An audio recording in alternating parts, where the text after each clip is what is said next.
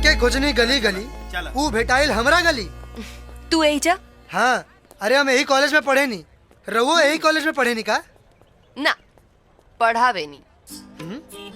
Music के teacher बानी, आज से ही ज्वाइन करल बानी। अरे वाह, तब तो हम अपना मकसद में जरूर कामयाब हो जाए। हाँ। मकसद? हाँ, अरे अपने के पटावे के। ए, तोहरा के वही दिन कहले रहनी कि आपन और हमार उम्र के फासला देख के बात करा। अरे हम अपना खातिर ना, अपना भैया खातिर तोरा के पटावता नहीं। भैया ला? हाँ। अरे वाह मधु, ये तो पहली बार आशिक देख रही हूँ। अपने लिए नहीं, अपने भैया के लिए पटा रहा है। लागता